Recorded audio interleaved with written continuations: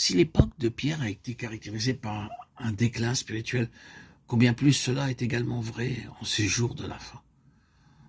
Nous trouvons peu de personnes aujourd'hui qui ont un fardeau pour le témoignage du royaume, et nombreux sont les opposants qui le décrient lorsqu'il est proclamé.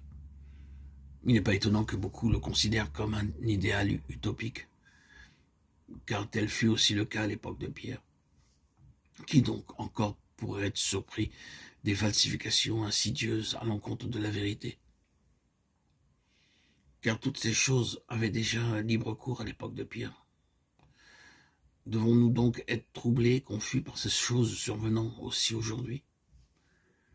Cependant, cela n'est pas la situation à la fin du ministère de Pierre seulement, car Paul a aussi connu le même sort. La mention de ces choses se trouve dans la deuxième lettre de Paul à Timothée.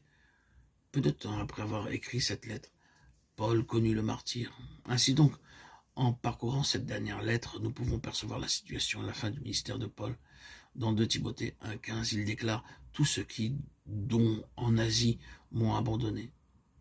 Les exigences que nécessitait le témoignage du Seigneur semblaient trop dures et trop restrictives, et beaucoup de croyants n'ont pas voulu les supporter. Parce qu'ils les croyaient impossibles à réaliser, ils ont donc fait demi-tour. Ni l'apôtre, ni le Seigneur lui-même n'ont pu les persuader de la nécessité de tenir ferme. C'est pourquoi le Seigneur et Paul les ont tristement laissés partir. La lettre aux Philippiens fut aussi écrite à cette même époque. Que nous rappelle-t-elle? Tous cherchent leur propre intérêt, Philippiens 2, 21. Une fois de plus, les gens ont rejeté le témoignage de cet apôtre. Ce qu'il faisait leur semblait si important qu'ils délaissaient les intérêts du Seigneur. Cependant, si nous prenons tellement soin de nos propres intérêts, comment pourrons-nous nous occuper de ceux du Seigneur? Ils seront très certainement délaissés. Nous voyons donc que le témoignage de Paul a été rejeté et haï par les hommes. Ces dernières paroles exhortent les croyants à la vigilance et à se garder de l'intrusion des hérésies. C'est ainsi que s'achèvera le ministère de Paul.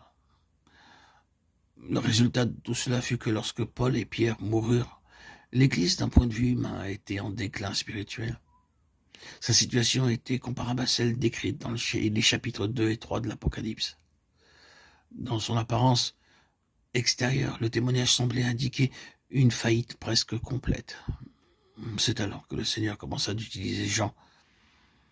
Que lui fut-il dit, que lui fut-il demandé de faire?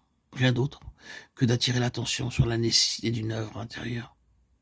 À cet égard, frères et sœurs en Christ bien-aimés, chers auditeurs, auditrices, avez-vous remarqué ce qui caractérise l'évangile de Jean?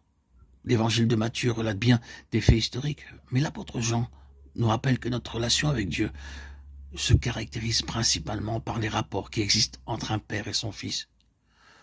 Le prologue de son évangile ne commence pas, à l'instar de celui de Luc, par Adam ni par Abraham, comme dans celui de Matthieu. L'évangile de Jean commence par la présentation de Jésus-Christ, par celui qui est le véritable commencement. Ce terme commencement peut aussi se traduire par principe dans le texte grec du Nouveau Testament, par première place, autorité, première autorité. Par extension aussi, on peut le traduire par fondement, cause et finalité, ou extrémité, c'est-à-dire le but extrême qui est Jésus-Christ. Sa cause de l'apparente faillite des choses, car ni Adam ni Abraham ne peuvent restituer la pleine pensée de Dieu. Christ est présenté comme l'alpha et l'oméga, le premier et le dernier, le commencement. Cela nécessite donc un grand retour en arrière jusqu'au vrai commencement. Et qui peut ébranler le commencement? Personne. Car le commencement est inébranlable.